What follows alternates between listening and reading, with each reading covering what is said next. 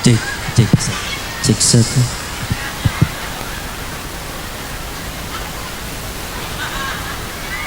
Cek. Tes 1, 2. Bapak, Ibu masih semangat? Masih dong. Masih kuat? Belum ngantuk? Nah, biar lebih semangat, kita mulai sholawatan dulu, mau nggak nih? Pak, sholawatan dulu ya Pak ya. Bu, sholawatan dulu Bu. Ayo sama-sama kita keluarin suara kita. Ya Rabbi bil Mustafa balligh maqasidana. Semuanya. Ya wasi'al karami Ya Rabbi bil Mustafa balligh maqasidana wasi'al karami huwal habibul ladzi turja syafa'atuhu likulli hawli minal ahwali muqtahami Ya Rabbi bil Mustafa maqasidana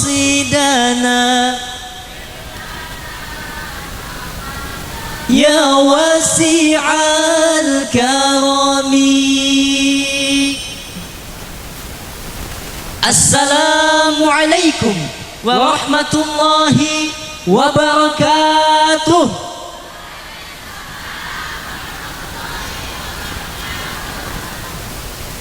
Ono belah sono emak-emak ikutan. Luar biasa. Cuma yang jawab salam masih belum semangat nih kayaknya. Bener banget tuh. Ulang-ulang sekali lagi biar ceria, biar sekata, biar cetar membahana ke angkasa, masuk ke relung sukma, nyut-nyutan dalam dada. Ulang-ulang sekali lagi. Assalamualaikum warahmatullahi wabarakatuh.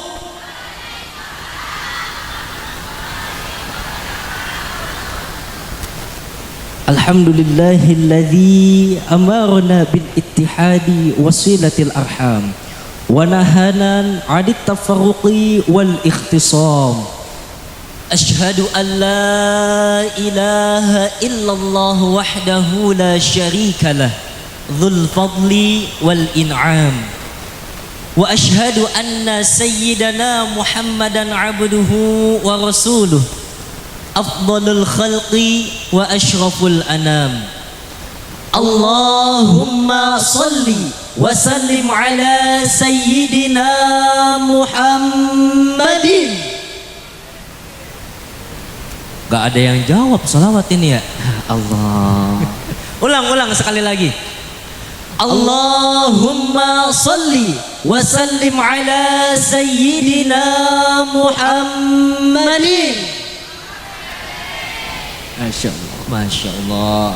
Wa ala alihi wa ashabihi alladhina jahadu fi sabilillah bi amwalihim wa anfusihim fanalu darajatal ikram. Amma ba'du. Lihat catatan dulu. Lihat catatan. Ya. Ini catatan sampai amplop nih. Catatan. Oh. Isinya tuh. Kalau amplop belakangan nih. Belakangan. Canda Bu. Canda ya. Ngomongin amplop aja. Bismillahirrahmanirrahim. Yang terhormat pada Adinda Rangga Dwi Hermawan. Bocahnya lagi tidur loh. Ya.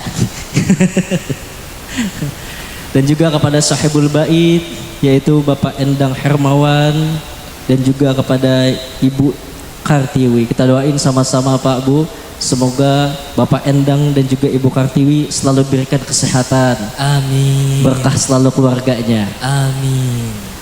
Dan juga kepada kakaknya yaitu Kak Indah. Mana kakaknya? Oh, itu dia. Kak. Yeah. Kok saya perhatiin kakak senyum-senyum kesini? Lah kok gitu sih Bu?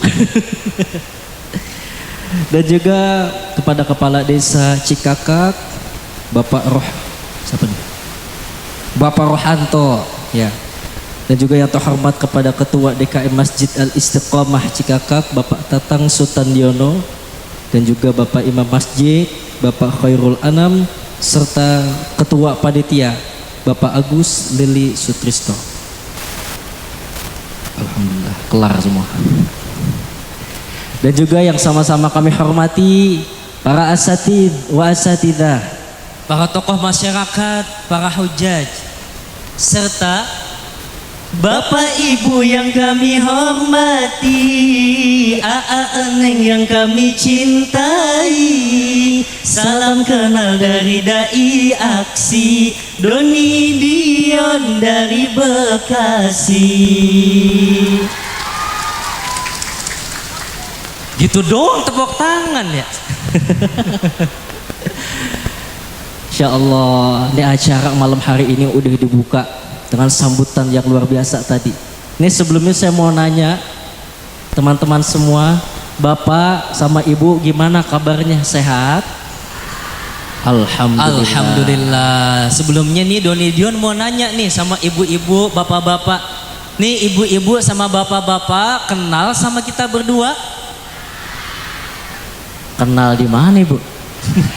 Oh TV. Kemarin. TV. Alhamdulillah. Alhamdulillah. Berarti pada nonton ya Bu ya? Alhamdulillah. Kemarin acara aksi pada nonton Bu. Kalau pada nonton kira-kira pada polling SMS apa kagak? Lah kagak. Kenceng amat sebelah sini nih. Kagak katanya. Kagak ya Allah. Ya ilah Bu, pantas kita juara 3. Harus bisa juara 1 tuh harusnya. Harusnya tuh. Iya. Ini karena orang di desa Cikakak kagak SMS nih. Iya.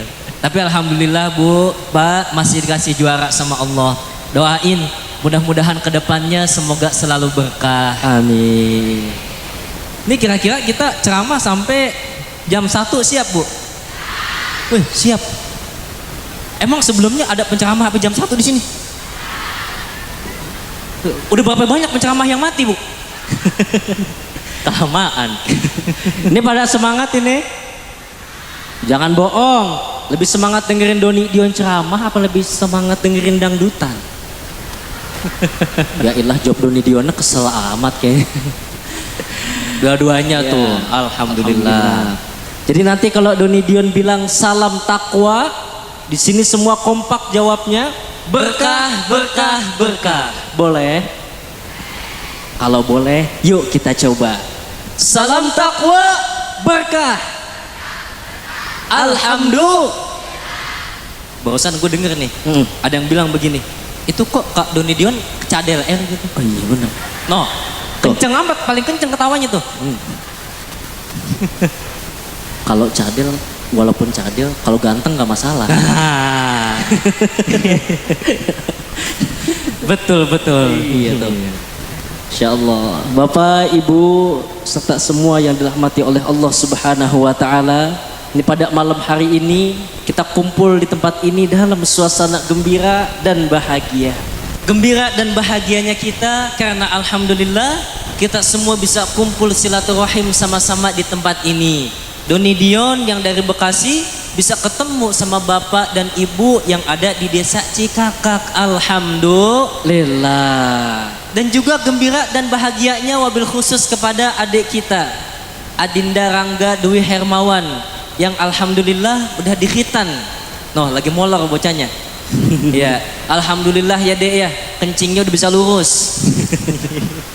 Ya kita doain Pak, Bu, semoga Adinda Rangga setelah dikhitan menjadi anak yang rajin beribadah. Amin. Selalu berbakti kepada kedua orang tua. Amin. Ya Rabbal Alamin. Iya, pada malam ini Doni Dion kebagian ngisi acara Walimatul Khitan, yang alhamdulillah kita berdua udah dikhitan juga kan. Alhamdulillah. Udah ngerasain sakit, ngilu, panas dingin, bukan gitu Pak? Iya. Tuh, tapi walaupun awalnya sakit, ujung-ujungnya kan enak cuy. Lah, itu emak-emak kenapa pada ketawa sih itu tuh? Ujungnya enak maksudnya kalau udah disunat itu dapat amplop banyak Bu. Tuh, bisa buat beli HP, bisa buat beli yang lain. Tuh kayak begitu. Tapi ya udah, karena kita udah dimari, kita pengen ceramah tentang Maulid Nabi. Maulid Nabi, salah. Ini acara Walimatul Khitan. Kita ceramah tentang khitan. Tapi kan bulan Maulid. Iya benar bulan Maulid, tapi acara khitan. Entar bulan Maulid kita dipanggil lagi di sini. Oh iya benar. Bapak, Ibu yang dicintai Allah Subhanahu wa taala, mungkin sebagian dari kita masih ada yang belum tahu tentang seluk-beluk khitan atau yang biasa kita sebut dengan sunat ya Bu ya. Betul. Bisa jadi sebagian daripada kita, Bapak dan Ibu, mengkhitankan anak-anaknya hanya sekedar mengikuti tradisi semata atau ikut-ikutan doang. Oleh karena itu, yuk sama-sama pada malam hari ini kita kaji apa itu khitan, bagaimana hukumnya, dan juga apa manfaatnya, supaya kita bisa lebih menghayati setiap amal dan juga ibadah yang kita kerjakan dalam kehidupan sehari-hari. Nah, apa itu khitan? Lantas khitan Apa itu tuh? Gimana sih? kan dibalik. Dibalik. Tadi ente gimana ngomongnya? Apa itu khitan? Sekarang khitan itu apa ya? Nah iya. Ya bener gimana? Lantas apa itu khitan? Oke. Gitu. Ya, khitan secara bahasa diambil dari bahasa Arab khotana yang artinya memotong.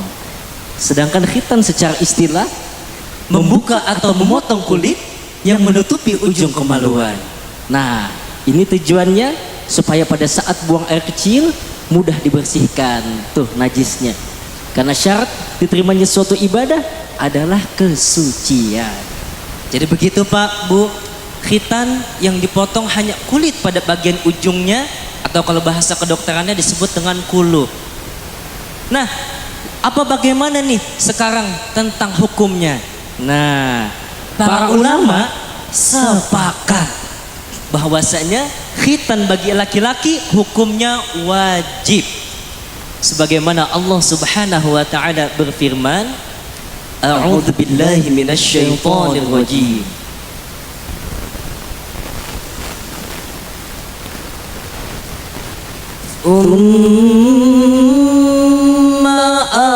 أوحينا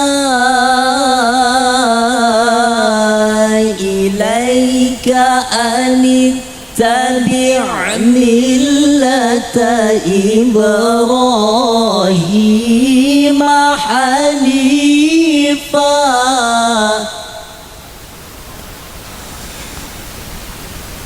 وما كان من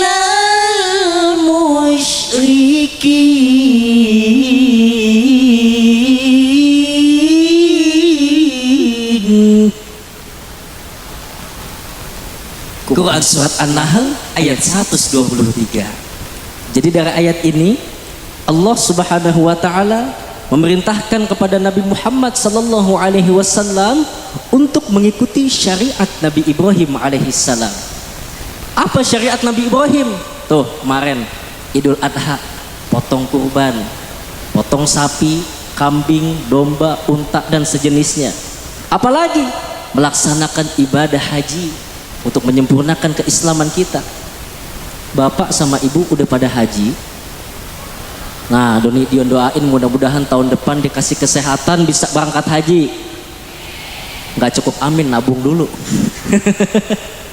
Bener juga. Iya bener. Lalu apalagi syariatnya nih sekarang dengan khitan. Terus kau nanya, Ustadz, kenapa Nabi Muhammad memerintahkan kita khitan, sedangkan di dalam sejarahnya Rasulullah tidak pernah dikhitan? Jangan salah paham. Baginda Rasulullah Sallallahu Alaihi Wasallam adalah orang yang sangat istimewa, kekasihnya Allah Subhanahu Wa Taala, sehingga ketika lahir Baginda Rasulullah sudah dalam keadaan dikhitan. Tapi Baginda Rasulullah memerintahkan kita sebagai umatnya, laki-laki wajib untuk dikhitan. Karena menurut sejarahnya Pak, Bu, seorang laki-laki yang pertama kali dikhitan itu adalah Nabi Ibrahim alaihi salam. Dijelaskan dalam hadis yang sahih riwayat Imam Bukhari, ikhtatana Ibrahim ba'da 80 sanah wa ikhtatana bil qudum. Nabi Ibrahim alaihissalam, beliau mengkhitankan dirinya pada usia 80 tahun. 80 tahun. 80 tahun. 80 tahun. Bu, 80 tahun, Bu. 80 tahun. Nabi Ibrahim alaihissalam mengkhitankan dirinya pada saat usia 80 tahun. Waqtatana bil qadum. Lalu beliau mengkhitankan dirinya dengan menggunakan kampak. Waduh, menggunakan kampak. Kaget Nah. gue. Ngomong waduhnya biasa aja bisa nggak sih? Kan kaget pakai kampak. Lah tapi biasa aja nih, gue kaget nih, jamaah pada kaget juga. Suka kelepasan. Iya begitu. Waqtatana bil qadum, dengan menggunakan kampak. Waduh. Ini makanya bapak sama ibu sama adik-adik ini bersyukur nih. Karena zaman sekarang alhamdulillah di khitan udah nggak pakai kampak lagi. Coba ngeliat di pasar. Orang kalau motong daging, motong tulang pakai kampak gimana tuh? Begini, Juga. Hancur nggak tulangnya? hancur semua. Coba bayangin kalau orang di khitan pakai kampak kayak begitu gimana? Habis dong. Wah, habis. Iya. Hilang masa depan. Masa depannya suram dong. Maka alhamdulillah zaman sekarang di khitan itu udah pakai gunting, ada lagi yang lebih canggih pakai laser. Itu juga nggak sakit, dibius dulu. Coba kalau zaman sekarang di khitan masih pakai kampak, saya yakin Pak, Bu, itu orang sebelum di khitan udah pada kabur duluan nih. Apalagi orang Belanda, Jepang, Cina, Amerika. yang tadinya mau masuk Islam bisa-bisa nggak jadi masuk Islam kalau di khitan pakai kampak. Penjajahan aja sama bambu runcing takut, apalagi sama kampak tuh. Maka dari itu kita harus bersyukur karena zaman sekarang teknologi sudah berkembang, sudah maju, maka kita bisa melaksanakan khitan secara sempurna. Ajib. Kemudian Nabi Ibrahim alaihissalam mengkhitankan kedua putranya, yaitu Nabi Ishak alaihissalam dan juga Nabi Ismail alaihissalam. Nabi Ishak dikhitan pada saat usianya 7 hari setelah kelahirannya, sedangkan Nabi Ismail dikhitan pada saat usia akil balik. Sampai nih syariat khitan terus berlanjut sampai pada masa bangsa Arab sebelum Islam, yaitu pada masa Rasulullah Shallallahu Alaihi Wasallam dilahirkan hingga sekarang. Maka kita timbul pertanyaan nih, sejak usia berapa seorang anak laki-laki harus dikhitan? Menurut ajaran Islam, Pak, Bu, nggak ada ketentuan di dalam nas, baik di dalam Al-Quran maupun As-Sunnah, mengenai usia berapa seorang anak ini harus dikhitan. Karena Rasulullah sendiri mengkhitankan kedua cucunya, yaitu Sayyidina Hasan dan Sayyidina Husain pada usia 8 hari dari kelahirannya. Bukan begitu? Betul. Tapi umumnya seorang anak laki-laki dikhitan pada saat usianya 7 tahun. Karena ini dihubungkan dengan perintah seorang anak untuk melaksanakan ibadah sholat. Sesuai dengan hadis baginda Rasulullah sallallahu alaihi wasallam, Muru auladakum bis salati wahum abna'u sab'i sinin wadribuhum 'alaiha wahum abna'u 10 sinin. Kata Nabi Muhammad sallallahu alaihi wasallam, perintahkanlah anak-anak kalian untuk melaksanakan salat pada saat usia mereka 7 tahun, dan pukullah mereka kalau mereka enggak mau melaksanakan salat pada saat usianya 10 tahun. Artinya apa, Pak, Bu? Ini merupakan tanggung jawab yang sangat besar bagi bapak dan ibu dalam mendidik seorang anak. Didiklah seorang anak, ajari mereka untuk sholat di waktu mereka masih kecil. Karena sholat adalah pangkalnya ibadah. Bahkan sholat menjadi amal yang pertama kali dihisab pada saat nanti hari kiamat. Jangan sampai ketika nanti pada hari kiamat kita dituntut oleh Allah Subhanahu wa Ta'ala karena nggak pernah mengajarkan anak untuk sholat. Kedua orang tuanya masuk ke dalam surga, terpisah anaknya di dalam neraka. Si anak mengadu kepada Allah, ya Allah, dulu orang tua saya nggak pernah mengajarkan saya untuk sholat, nggak pernah mengajarkan saya untuk mengaji. Orang tuanya yang ada di surga ditarik sama Allah, dijebloskan ke dalam neraka. Na'udzubillahi min dzalik. Maka dari itu, ketika seorang anak kecil masih anak-anak, sudah ditanamkan, sudah dididik untuk melaksanakan sholat, kita berharap ketika ia tumbuh menjadi remaja, maka ia bisa menjadi remaja yang rajin dalam sholatnya, bisa menjadi remaja yang rajin mengajinya, dekat dengan masjid, dekat dengan musola. Karena mohon maaf Pak Bu, banyak di antara kita yang kecilnya udah kita ajarin sholat, tapi begitu tumbuh menjadi remaja, mereka pada ninggalin sholat. Itu yang udah diajarin kecilnya sholat, apalagi yang gak diajarin sama sekali. Maka dari itu, didiklah anak-anak kita sholat sejak dini, dan jagalah pergaulan mereka. Kadang kalau kita ngelihat Pak Bu, nih pergaulan anak-anak remaja zaman sekarang miris, betul apa betul? Betul. Coba cek nih, cek. Besok kan malam minggu nih. Malam minggu banyakan anak-anak remaja yang datang ke masjid, hadir di majelis taklim, apa pada banyakan yang pacaran? Yang Tuh. pacaran. Banyakan yang pacaran tuh. Keluar malam minggu sama pacarnya berdua naik ninja. Teng teng teng teng teng. Wah. Yang ceweknya sampai nungging banget di belakang. Pakai celana segini. Mending kalau cakep ya, ini mulus ini malah pada hitam. Burik ya. Digaruk pada ngebul ya. Ilah. Boro-boro nafsu, najong gue yang ada. Makanya pergaulan anak-anak remaja miris. Masjidnya cakep, musola cakep, isinya siapa Bu? Nah, kan kesian kalau yang ajan aki-aki. Solawatan. Ulang. Mati. Iya, ini nggak nyala. Nah.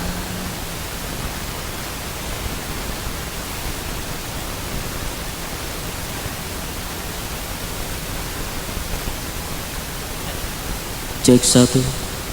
Baterainya habis tuh kayaknya Pak. Kalau ceramahnya ganti-gantian kayaknya kagak lucu gitu.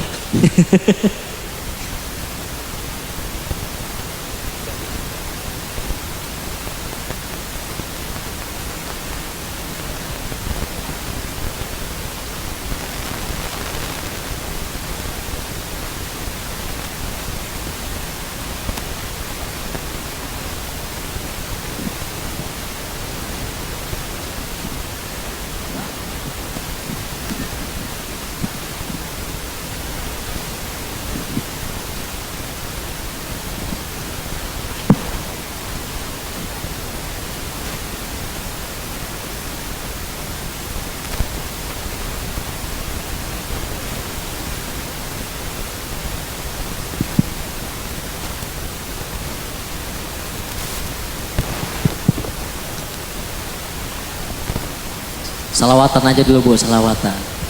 Salatullah, salamullah ala Taha Rasulillah. Salatullah, salamullah ala Yasin Habibillah.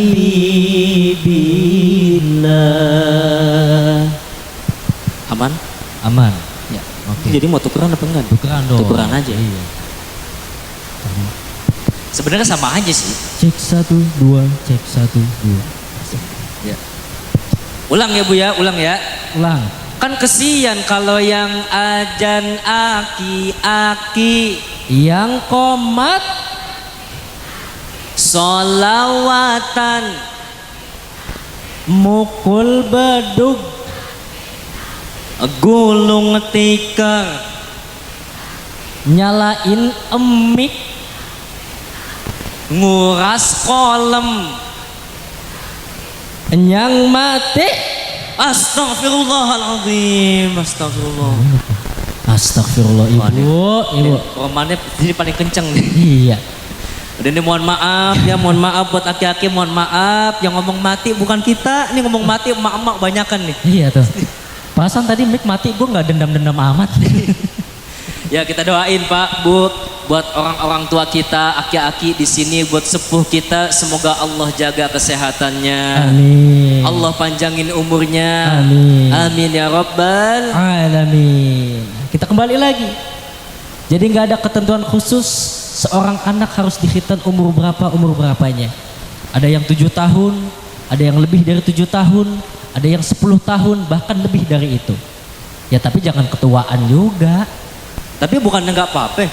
Tadi Nabi Ibrahim alaihissalam Wah, dalam hadis dikhitan pada usia 80 tahun. terus? Berarti boleh kan? Nah ini nih. Nih orang kalau ngaji ini setengah-setengah kayak begini nih. Kiainya belum selesai ngomong udah pulang duluan. Emang gimana itu? Iya, kenapa Nabi Ibrahim dikhitan pada saat usia 80 tahun? Karena perintah khitan pada saat itu turun ketika Nabi Ibrahim usianya 80 tahun. Coba kalau misalkan Nabi Ibrahim usianya 40 tahun pada saat itu turun, mungkin akan dilaksanakan pada saat itu juga.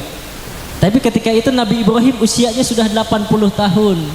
Makanya Allah Subhanahu wa taala perintahkan untuk mengkhitan, Nabi Ibrahim langsung mengkhitan. Tuh, jadi kayak begitu, 80 tahun. Lah kalau kita 80 tahun udah ngampleh. Lo marah nggak kalau gue bilang ngampleh? Wah jangan gitu dong. Masih muda nih, masih Masih kenceng. muda. Nah iya kayak begitu, kecuali mu'alaf. Mu'alaf. Mu'alaf umur 40 tahun, 50 tahun baru masuk Islam. Maka wajib hukumnya untuk dikhitan. Lalu timbul pertanyaan yang kedua. Pertanyaannya gimana tuh? Yang kedua, pertanyaan yang kedua. Nih, kira-kira khitan ini wajibnya untuk laki-laki saja atau untuk perempuan juga? Nah, menurut madhab Imam Syafi'i dan juga jumhurul ulama bersepakat, artinya sebagian besar ulama sepakat bahwa khitan bagi laki-laki hukumnya wajib, sedangkan bagi perempuan hukumnya adalah sunnah. Tapi sunnah di sini sangat dianjurkan. Kenapa? Laki-laki wajib khitan karena untuk membersihkan kemaluannya dari najis. Kalau ujung kemaluannya nggak dipotong, maka najis terus menempel sehingga sholatnya nggak sah. Sedangkan bagi perempuan dikhitan untuk memuliakannya. Tuh, sebagaimana Rasulullah Shallallahu Alaihi Wasallam bersabda, "Ukhfudi wa la tunhiki, fa innahu andaru lil wajhi ahda lil zauji." Khitanlah, silakan untuk perempuan, tapi janganlah berlebihan, jangan kebanyakan dipotongnya. Nah, ini yang luar biasa, Bu. Betul. Sebelum ada ilmu kedokteran, ternyata di Islam udah diajarin sama Nabi Muhammad, bagi khitan perempuan itu jangan kebanyakan ternyata dipotongnya. Kenapa itu? Karena kalau misalkan seandainya perempuan gak dikhitan, mohon maaf, nafsunya gede. Kayak orang-orang bule, mereka gak pada dikhitan, nafsunya kenceng. Tapi kalau khitan, kulitnya dipotong kebanyakan, jadi kagak ada nafsunya.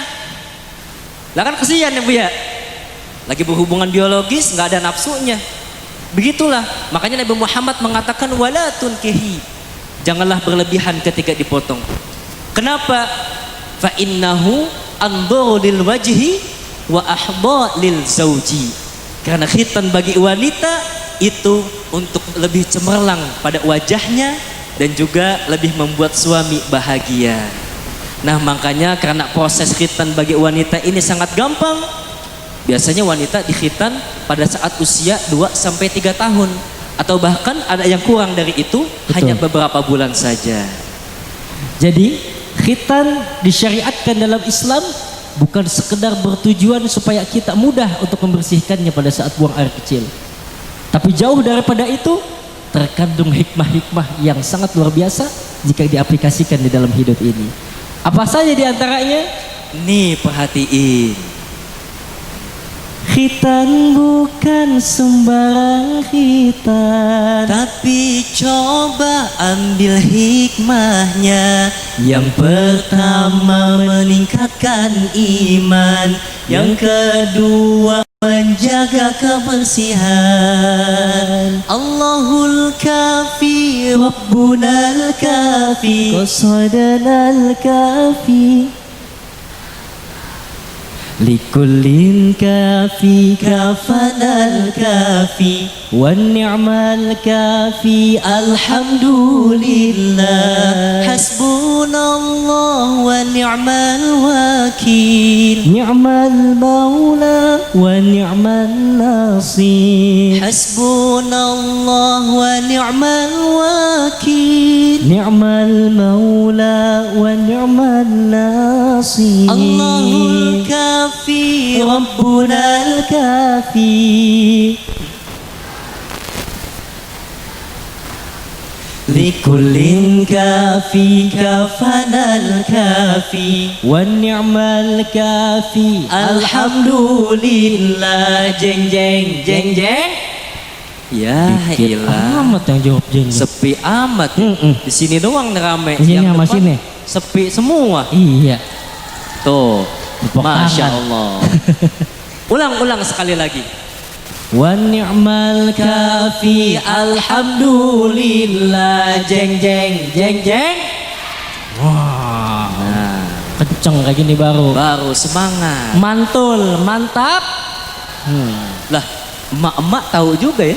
Namanya juga emak-emak zaman now. Hikmah khitan yang pertama, Bu, yaitu meningkatkan keimanan. Jadi syariat khitan yang Allah Subhanahu wa taala perintahkan kepada kita hambanya, karena semua itu mengandung hal-hal yang baik, baik lahir maupun batin. Jadi asal daripada syariat khitan itu adalah untuk menyempurnakan agama. Sama seperti menikah, menyempurnakan agama. Begitupun dengan haji, begitupun ibadah-ibadah yang lainnya, termasuk khitan. Jadi pendek kata, khitan itu adalah perwujudan iman seseorang dalam bentuk tindakan. Karena pada awalnya khitan ini dijadikan sebagai identitas agama. Agama siapa? Kita, Islam. Karena Allah Subhanahu wa taala berjanji kepada Nabi Ibrahim akan menjadikan pemimpin dan anak keturunannya sebagai nabi atau raja. Coba lihat, Nabi Ibrahim anaknya banyak yang jadi nabi. Bahkan disebut Nabi Ibrahim bapak para nabi. Dan Allah Subhanahu wa taala akan memberikan tanda khusus kepada Nabi Ibrahim dan juga anak keturunannya. Apa tanda khususnya? Yaitu khitannya setiap anak yang baru lahir. Maka dari itu, tanda masuk seseorang ke dalam agama Islam dengan dikhitannya. Makanya kita lihat orang-orang yang beragama Islam, laki-lakinya wajib dikhitan. Betul. Betul banget. Bahkan khitan, Pak, Bu, juga merupakan ujian yang Allah Subhanahu wa taala berikan kepada Nabi Ibrahim alaihi salam. Apa bentuk ujiannya tadi? Ikhtatana Ibrahimu ba'da 80 sanah. Nabi Ibrahim alaihi salam dikhitan pada usia 80 tahun. Kalau kita pikir secara akal, beliau nggak mau mengkhitankan dirinya pada saat usia 80 tahun, usia yang sudah lanjut. Tapi karena ini perintah dari Allah dan juga karena iman yang kuat, Nabi Ibrahim melaksanakan perintah tersebut. Bahkan Imam Ibnu Hajar Al-Asqalani beliau menambahkan, ketika Nabi Ibrahim alaihi salam mengkhitan dengan menggunakan kampak, timbullah penyakit yang agak parah. Maka pada saat itu Nabi Ibrahim alaihi salam berdoa kepada Allah untuk disembuhkan penyakitnya. Lalu doanya Nabi Ibrahim diijabah oleh Allah, dan Allah berkata kepada Nabi Ibrahim, "Ya Ibrahim, sesungguhnya kamu terlalu terburu-buru dalam melaksanakan perintahku, sehingga aku belum memberikan kepadamu alat apa yang harus kamu gunakan untuk mengkhitan dirimu." Apa jawaban yang istimewa yang dilontarkan oleh Nabi Ibrahim alaihi salam? Kata beliau, "Ya Allah, ya Tuhanku, sesungguhnya aku tidak suka untuk menunda-nunda apa yang diperintahkan olehmu." Nabi Ibrahim, seorang nabi dan rasulnya Allah, Khalilullah, kekasihnya Allah, dekat dengan Allah, ibadahnya rajin, dijamin masuk ke dalam surga. Begitu diperintahin sama Allah khitan, langsung dikerjain. Nah coba kita dekat dengan Allah jarang, sholat masih bolong-bolong, surga belum jelas. Begitu Allah perintahkan kita untuk melaksanakan sholat tepat waktu, masih banyak yang nunda-nunda. Betul apa betul? Nah, mudah-mudahan dengan khitan ini merupakan bentuk tanggung jawab orang tua terhadap pendidikan agamanya. Nih, adik Rangga, karena telah menjalankan syariatnya Nabi Ibrahim alaihissalam, kita doain sama-sama semoga adik Rangga yang sudah dikhitan bisa semangat lagi dalam ibadahnya, Amin. menjadi anak yang soleh. Amin ya Rabbal Alamin. Salatullah Salamullah ala Taha Rasulillah. Semuanya. Salatullah Salamullah ala Yasin Habibillah. Tawassalna Bismillah wa bil hadi Rasulillah wa kulli Hidilillah Ria Allah jeng jeng jeng jeng. Nah, lanjut. Tadi hikmah yang pertama. Lalu hikmah khitan yang kedua yaitu menjaga kebersihan dan kesehatan.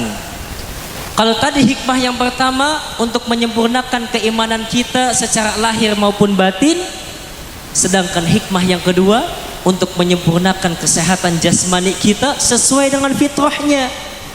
Karena Nabi Muhammad sallallahu alaihi wasallam beliau bersabda, al-fitratu khamsun, al-khitanu wal istihdadu wa tanful ibti wa taqlimul adfar wa qassus syarib. Hadits riwayat Bukhari. Jadi fitrah di dalam Islam itu ada 5. Yang pertama khitan, yang kedua maaf mencukur bulu kemaluan, yang ketiga mencukur bulu ketiak, yang keempat memotong kuku, dan yang kelima memotong kumis. Nah, kita lihat dari hadis ini, khitan berada di urutan yang paling pertama sebagai fitrah badan atau kesucian badan. Kenapa? Karena tadi khitan adalah identitasnya orang yang beragama Islam. Lalu yang kedua, dengan dikhitan akan memudahkan seseorang pada saat buang air kecil, mudah untuk dibersihin tuh najisnya, air kencingnya. Ini mohon maaf Bapak Ibu, perkara air kencing jangan disepelekan. Karena kata Nabi, aktsaru adzabil qabri minal bauli. Kebanyakan siksa kubur disebabkan karena air kencing. Tuh. Emang apa hubungannya antara air kencing sama siksa kubur? Kadang-kadang Pak, Bu, kita kalau buang air kecil itu suka sembarangan, nggak rapih. Betul apa betul? Betul. Apalagi yang laki-laki ini, mohon maaf. Kadang-kadang begitu habis kencing, nggak dicebok dulu, nggak dibersihin dulu, langsung ditutupin pakai celana dalam.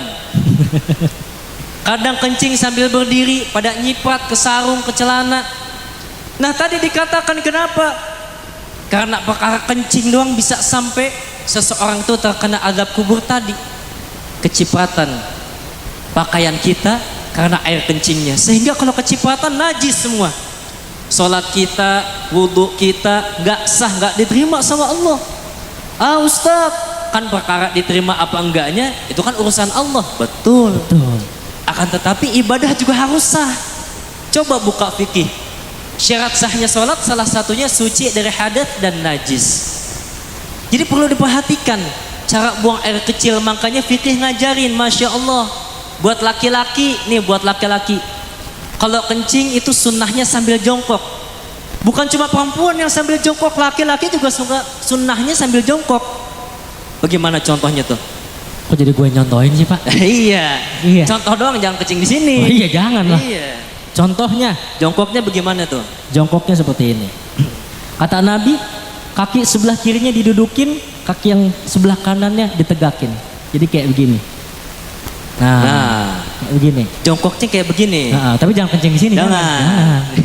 Ya, seperti ini jongkoknya. Kaki kanan di atas, kaki kiri buat duduk. Ternyata Masya Allah Bu, Ilmu kedokteran membuktikan kalau seorang laki-laki kencing sambil jongkok, keluarnya itu lebih banyak dan juga lebih sehat. Dan yang lebih penting itu adalah sunnah. Terus bagaimana lagi? Begitu air kencingnya udah mau habis, itu sunnahnya kita dibatuk, agak batuk, dihentak. Biar keluarnya itu sempurna.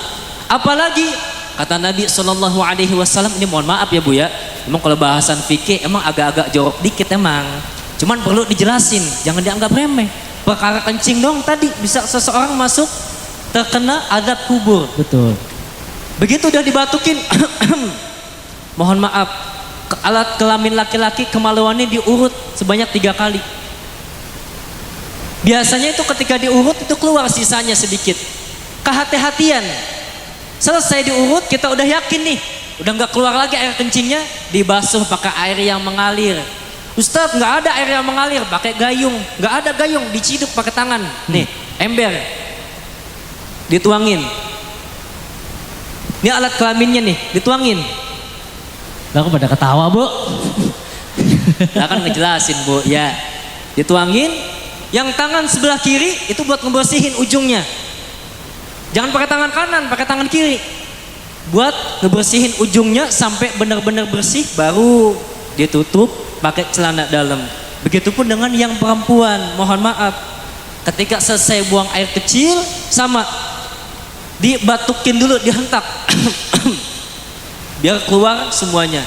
Mohon maaf Bu, selesai kita udah yakin nih air kencing udah nggak keluar lagi, jari yang sebelah kiri itu sedikit dimasukkan ke dalam lubang. Tujuannya apa?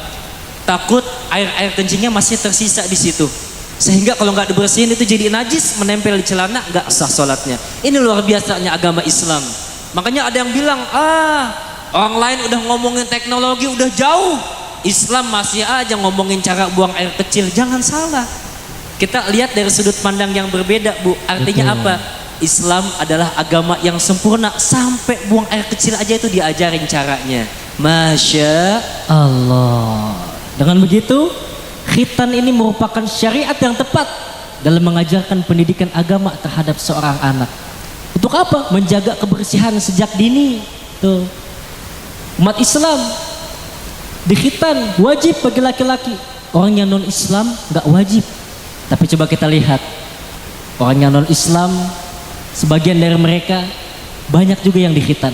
Kenapa? Karena mereka menganggap bahwa dengan dikhitan itu bisa menjaga kesehatan mereka dan juga bersih dari segala kotoran. Luar biasa. Nah, itu ada Rangga udah bangun tuh kayak itu. Ya Pak Bu, sekali lagi kita sama-sama doain buat adik Rangga, mudah-mudahan di usianya ini yang sudah dikhitan menjadi anak yang soleh. Amin. Jadi anak yang selalu berbakti kepada kedua orang tuanya. Amin. Jangan ikut-ikutan pergaulan zaman sekarang deh. Soalnya mohon maaf Pak Bu, kemarin saya lagi duduk, sebelah saya bocah SD, teleponan. Assalamualaikum. Bunda, ayah mau main layang-layangan dulu ya, bentar dulu. Ya tuh, kalah kita berdua. Kalah tuh. Bocah SD manggilnya ayah bunda. Ayah bunda. Kemarin ada lagi tuh. Gimana itu? Saya lagi duduk Bu di angkot. Ini bocah kecil SD baru pulang sekolah, teleponan ngomong begini, Bunda, ayah izin ya nanti minggu depan ayah nggak sekolah, soalnya ayah mau disunat. Ya. Ya. Kok udah ayah masih disunat? Iya. Tuh, artinya apa? Anak-anak kecil harus dididik dengan didikan yang baik. Biasanya didikan yang diajarkan ketika masih kecil itu terbawa ketika mereka sudah menjadi remaja. Soalnya kita lihat banyak remaja yang sekarang ini sudah terkontaminasi dengan budaya westernisasi. Betul. Mengikuti kebarat-baratan. Coba cek apa aja tuh di viral-viralin. Yang nggak bener di viral-viralin. Contoh yang kemarin tuh, odading mang oleh. Rasanya seperti Anda menjadi paham tuh. Odading mang oleh. Rasanya tit banget. Sensor. Sensor tuh ya. Apalagi sekarang nih anak-anak muda tuh. Gimana? Mereka udah pada banyak yang terbius dengan virus-virus westernisasi, contohnya permainan TikTok. TikTok. Aduh. Nah tuh tawa-tawa tuh. Ada yang kayak gimana tuh? Abang jago, Sorry Bang Jago. ampun bang jago, tetel, tetel. Nah, Ya ilah. Ini kita-ikutan juga kita. iya tuh. Yang lain. Yang lain gimana tuh? Tarik sis. Astagfirullahaladzim. Dua-duanya kiri kanan jawab semongko. Belum ngomong dijawab duluan. Nah artinya apa? Sekarang nih, masya Allah di sini hadir banyak anak-anak muda luar biasa cakep. Anak-anak muda harusnya kayak begini nih, hadir di majelis ta'lim, kumpul silaturahim kayak begini. Makanya saya mau nanya sama ibu, bu, nih ibu silaturahim kayak begini enak nggak bu? Teman-teman silaturahim kayak begini enak nggak? Enak silaturahim. Sebagaimana kata Nabi Muhammad sallallahu alaihi wasallam, orang yang silaturahim akan mendapatkan dua keutamaan. Keutamaan yang pertama, ayyub satolahu fi rizqihi.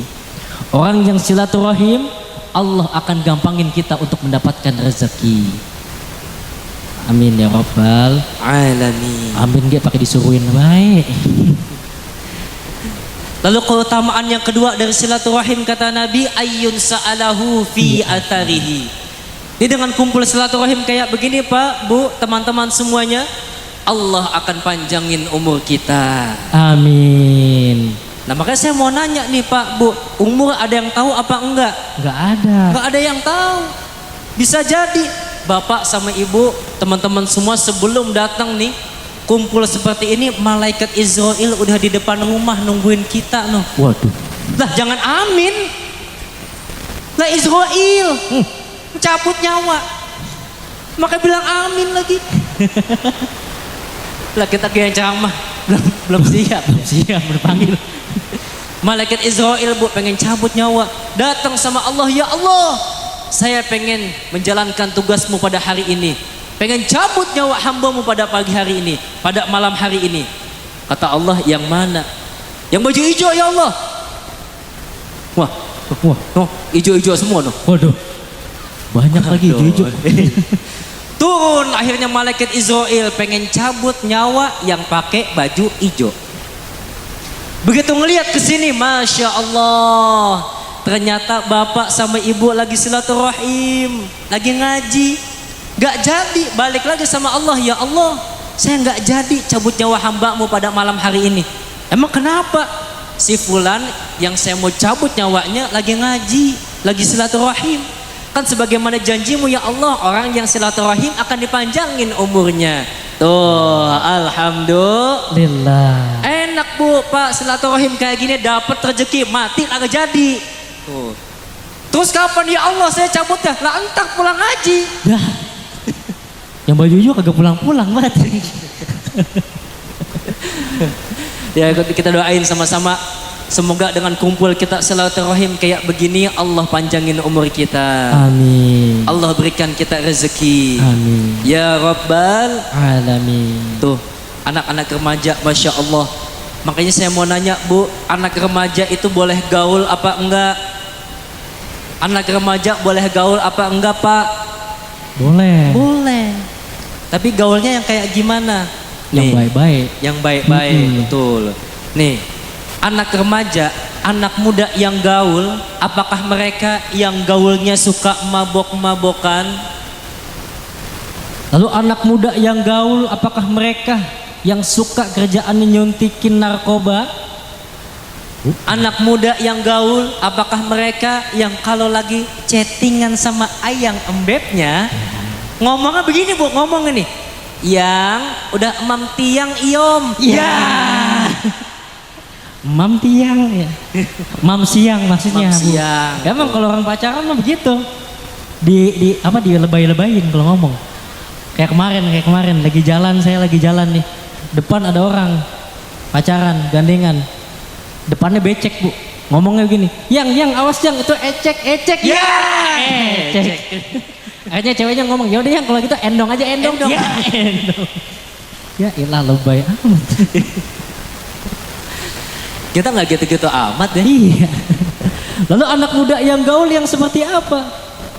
Anak muda yang gaul adalah mereka yang selalu gaulnya di masjid bareng orang-orang soleh, bareng sama ulama, bareng sama ustaz, bareng sama kiai, bareng sama habaib, selalu berbakti kepada kedua orang tua. selalu menjaga tata krama. Tuh baru anak muda yang gaul.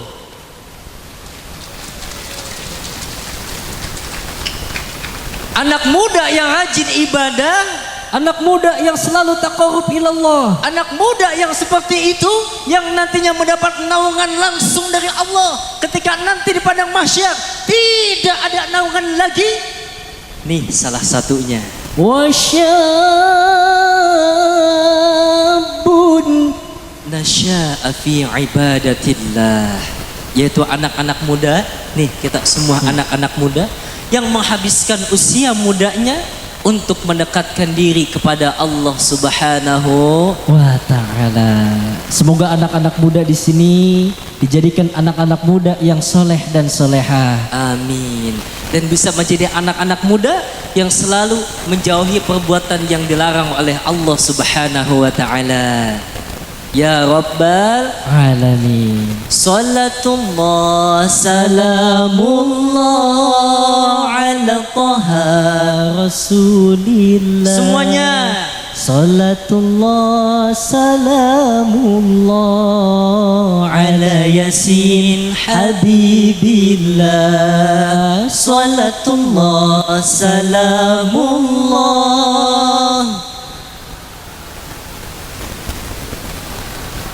Salatullah salamullah ala yasin habibillah. tawassalna bi bismillah wa bil hadi. Tawassalna bi bismillah wa bil hadi wa kulli mujahidilillah bi ahlil badri ya Allah. Wa kulli mujahidilillah bi ahlil badri ya Allah. Jeng jeng jeng jeng. Sallu ala Nabi Muhammad. Allahumma salli wa sallim wa barik alaihi. Jadi seperti itu Pak, Bu, kesimpulan yang bisa kita ambil pada malam hari ini. Yang pertama, khitan itu wajib hukumnya bagi laki-laki, sementara bagi perempuan hukumnya itu adalah sunnah.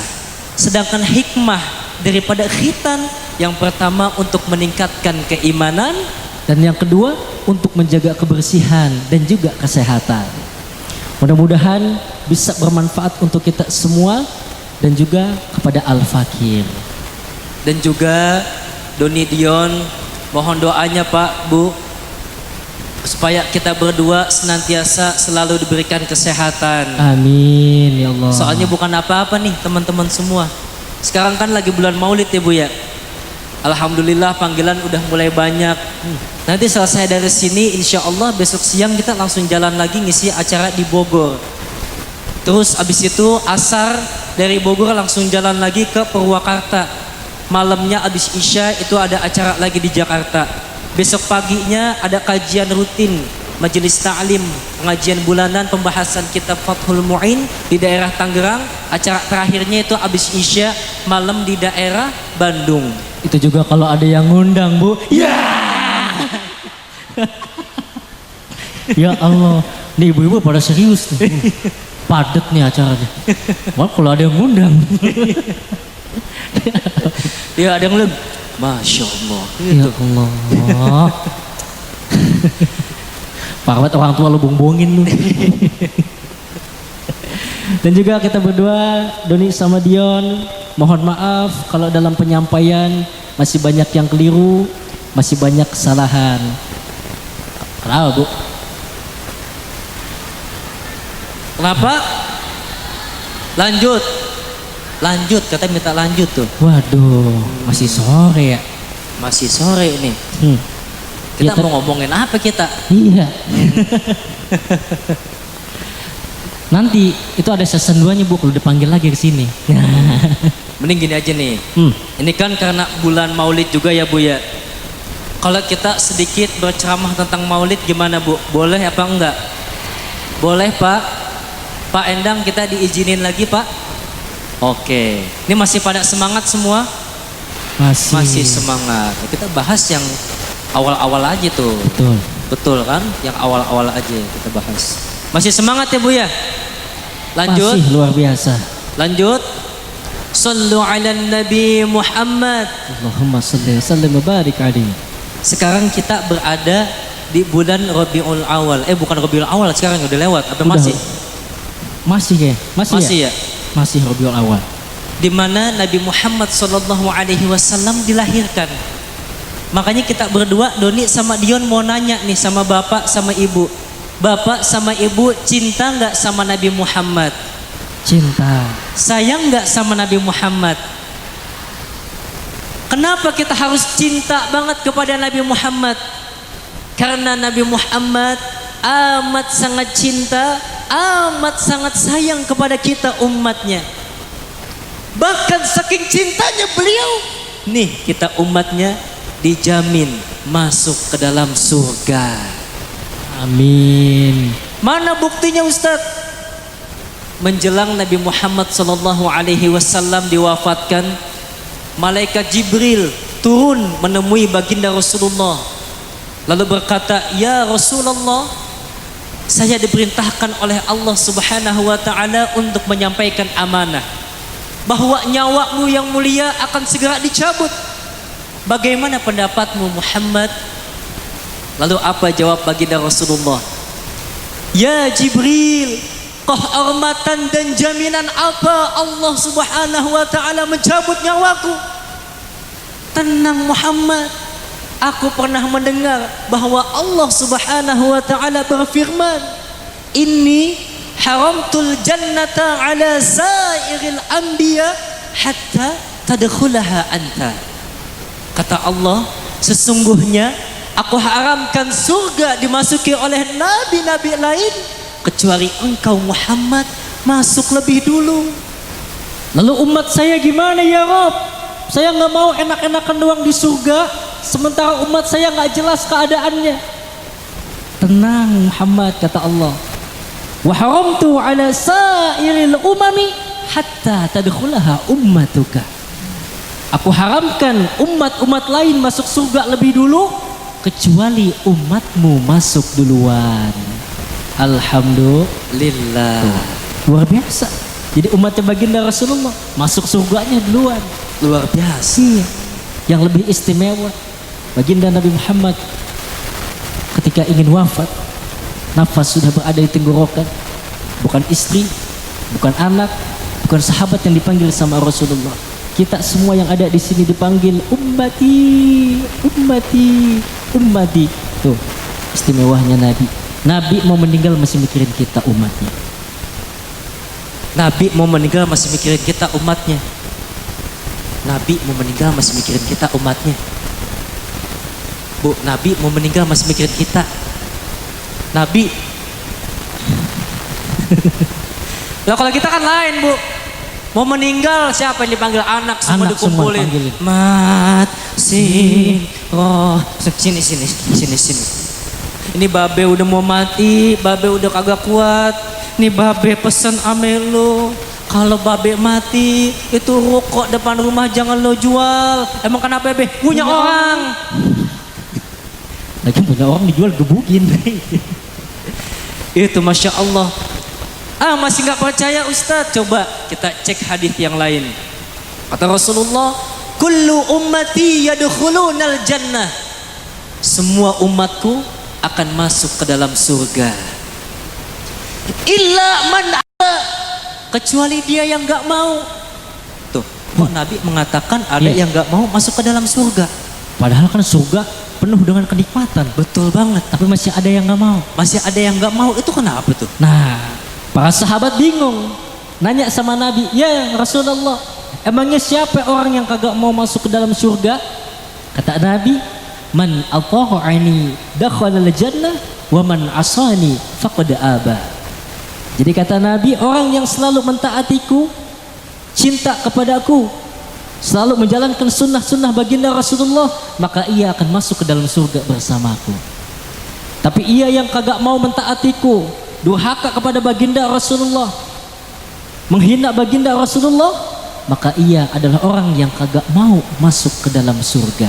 Na'udzubillahi min Gali. Tuh, Masya Allah.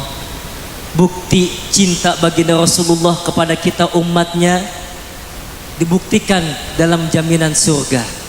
Lantas kita semua yang barusan mengaku aku cinta dengan baginda Nabi Muhammad, aku sayang dengan baginda Nabi Muhammad, apa bukti kita? Apa jangan-jangan selama ini pas kemarin tanggal maulidnya Nabi Muhammad kita sibuk bikin status di WA, sibuk bikin status di Instagram, selamat memperingati maulid Nabi Muhammad. Apa jangan-jangan itu cuma pencitraan doang? Atau cuma ikut-ikutan doang? Lantas bagaimana bukti yang sebenarnya ketika kita cinta dengan baginda Nabi Muhammad? Jelasin dong. Diem aja dari tadi. Amplopnya sama juga. Ya iyalah. Kan nungguin giliran ngomong. Oh gitu. Iya. Nah ini sekarang boleh ngomong nih. Panadol. Tapadol. Panadol lagi. Makanya santai aja Bang Jago. Oh Gini. iya. Gimana Ya. gimana? Ini ibaratnya begini nih. Ini anak muda. Oh, anak-anak Iya. muda. Iya. Sebagai contoh, ketika kita mengaku cinta sama doi, mengaku sayang dengan seseorang, maka kita harus buktikan cinta itu kepadanya. Karena cinta itu mengerti walaupun tidak dijelaskan. Karena cinta itu paham walaupun tidak diungkapkan. Karena cinta bukanlah dari kata-kata puisi dan lagu. Tapi cinta adalah pembuktian. Cinta itu harus memberi. Gak cukup memberi, tapi cinta juga harus menjaga. Cinta itu harus berkorban. Bukan cuma berkorban, tapi cinta juga harus setia. Karena ketika cinta telah tertanam kokoh di dalam relung kalbu, Maka kesetiaan dan pengorbanan akan dilakukan. ini anak-anak muda samping pada ngomong, Kak bisa diulang gak buat caption? DM aja DM. Artinya apa Pak, Bu? Ketika kita cinta dengan seseorang kita harus buktikan. Apalagi dengan baginda Rasulullah, suri tauladan kita, panutan kita. Gak cukup ketika kita mengaku aku cinta kepadamu ya Rasulullah, tapi harus dibuktikan. Bukti yang pertama ketika kita cinta dengan baginda Rasulullah, yaitu catat baik-baik dengan banyak bersolawat kepada baginda Rasulullah. Salawat apa aja? Mau yang sesuai dengan hadis. Ketika sahabat bertanya kepada baginda Rasulullah, ya Rasulullah, bagaimana caranya kami untuk bersolawat kepadamu? Lalu kata baginda Rasulullah, ucapkanlah Allahumma salli ala Muhammad wa ala ali Muhammad.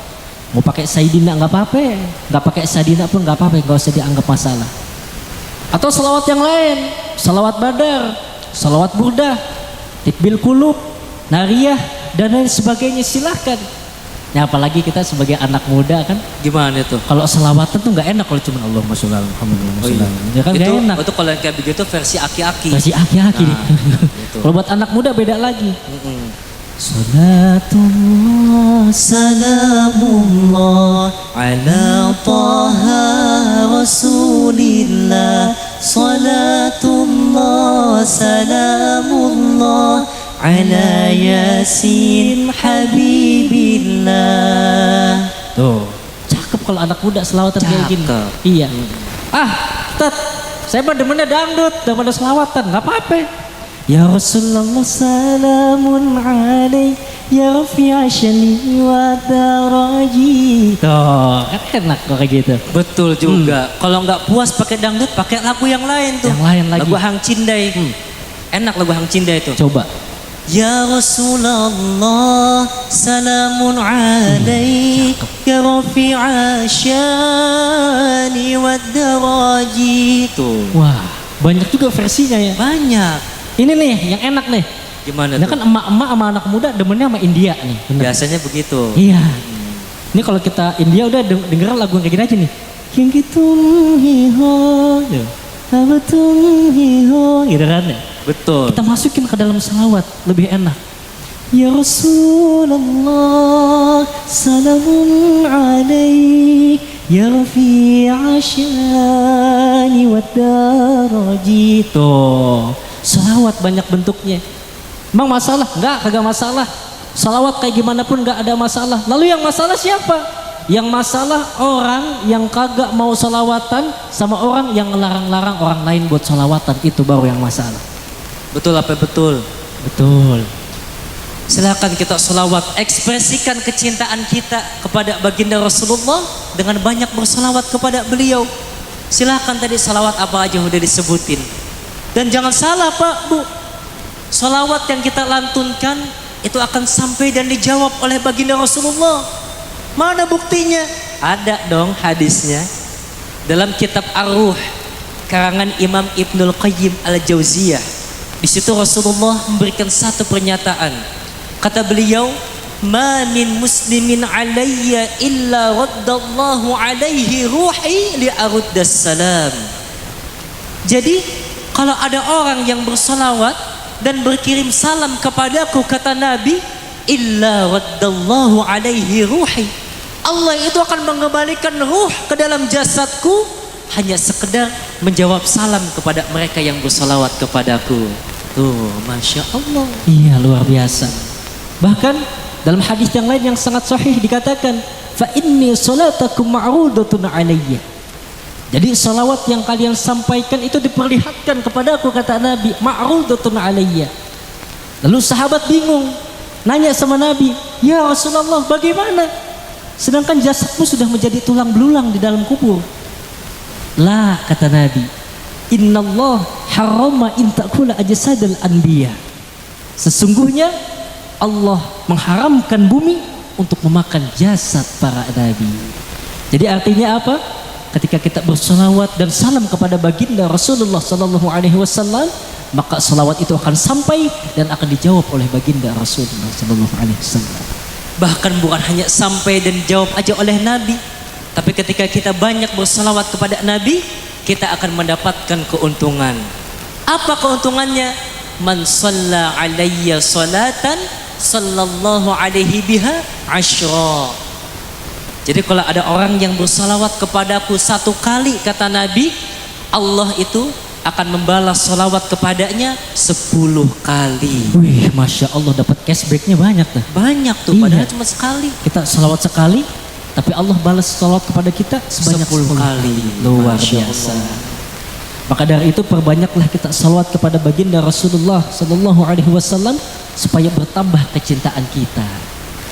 Lalu bukti yang kedua, ketika kita mengaku cinta dengan baginda Rasulullah, yaitu menjalankan sunnah-sunnah baginda Rasulullah sallallahu alaihi Wasallam. Dengan kita menjalankan sunnah-sunnah baginda Rasulullah, ini membuktikan kita cinta kepada baginda Rasulullah. Lah, ini mah bukan kata kita, tapi kata Allah Subhanahu wa taala. Ayatnya udah jelas. Allah Subhanahu wa taala berfirman, A'udzu billahi minasy syaithanir rajim.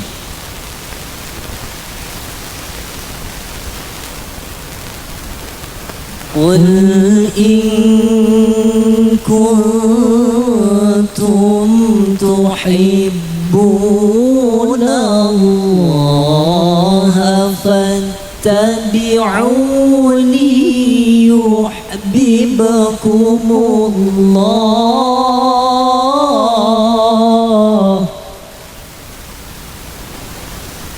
yuhibbukumullah wa yaghfir lakum dzunubakum wallahu ghafurur rahim.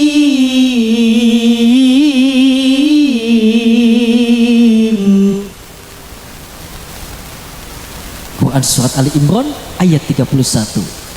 Jadi dari ayat ini maknanya, kalau kita pengen dicintai Allah Subhanahu wa taala, kita harus cinta kepada baginda Rasulullah. Dan kalau kita pengen dicintai oleh baginda Rasulullah, kita harus jalankan sunnah-sunnah baginda Rasulullah. Bahkan ini pun diperkuat dengan sabda baginda Rasulullah. Kata beliau, aku tinggalkan 2 pusaka yang kalian tidak akan pernah tersesat selamanya kalau kalian berpegang teguh kepada 2 pusaka ini. Apa itu? Kitab Allah wa sunnati, yaitu Al-Quran dan sunnahku. Nah, sunnah-sunnah Rasulullah banyak. Apa aja tuh diantaranya? Ada puasa sunnah Senin kak, Rajin sholat sholat malam bu, bukan sholat maghrib. Sholat maghrib mah wajib bu. Sholat maghrib. ulang. Ada puasa sunnah Senin kak, Rajin sholat rajin bersedekah, rajin rajin baca Al-Qur'an, hadir ke majelis, dan masih banyak lagi sunnah-sunnah baginda Rasulullah. Mudah-mudahan kita semua bisa menjalankan sunnah-sunnah baginda Rasulullah supaya kita bisa dicintai oleh baginda Rasulullah.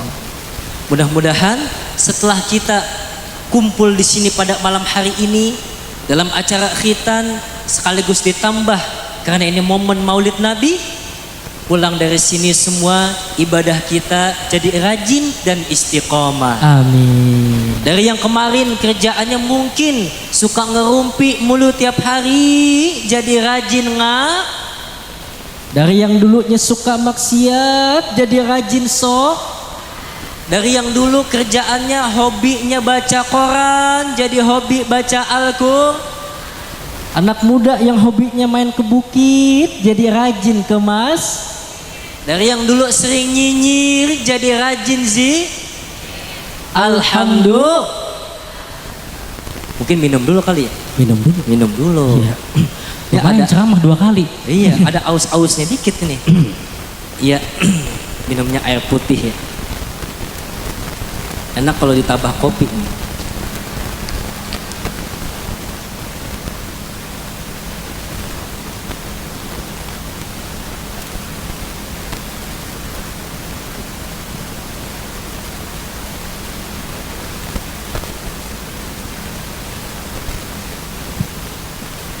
Alhamdulillah. Seger ya? Seger, alhamdulillah. Nanti kopinya katanya belakangan. Tadi atas aja gitu kali. Alhamdulillah Pak, Bu, Doni Dion, mohon maaf apabila yang disampaikan pada malam hari ini ada kata-kata yang tidak baik, ada kata-kata yang menusuk hati Bapak, Ibu dan teman-teman semua, mohon dimaafin ya. Maafin ya. Dan juga kita berdua mohon nih, ketika nanti kita berdua turun, Bapak dan Ibu jangan ada yang bangun dulu, karena ditutup dulu dengan doa. Karena afdolnya ngaji pulang setelah doa. Jadi kalau pengen Bapak, Ibu dan teman-teman semuanya pulang bawa ilmu yang berkah, nanti kita berdua turun selesai ceramah, jangan ada yang bangun dulu ya. Ya Bu ya? Oke. Ya, dan juga Gimana? ini kita berdua mohon doanya Pak Bu, karena alhamdulillah kita sekarang berdua lagi di semester 7 nih. Semester 7. Lagi masa-masa nyusun-nyusun skripsi kita. Tadi ada yang nanya, ini Ustadz Doni Madion umurnya berapa ya? Berapa kira-kira kita? Umur kita 21. Oh 21. 21 Bu. Tapi masih muda ya Bu ya? Oh, masih muda tuh. Jadi manggilnya jangan Ustadz, AA Doni sama AA Dion aja. Iya. Tuh. Atau Bu kalau mau AA ganteng nggak apa-apa. Ya. Mudah-mudahan kalau kita masih dikasih umur dan kesempatan, kita akan berjumpa lagi insya Allah. Sekian yang bisa Doni Dion sampaikan. Mohon maaf atas segala kekurangan. Hadanallahu wa iyyakum ajma'in. Wassalamualaikum warahmatullahi wabarakatuh.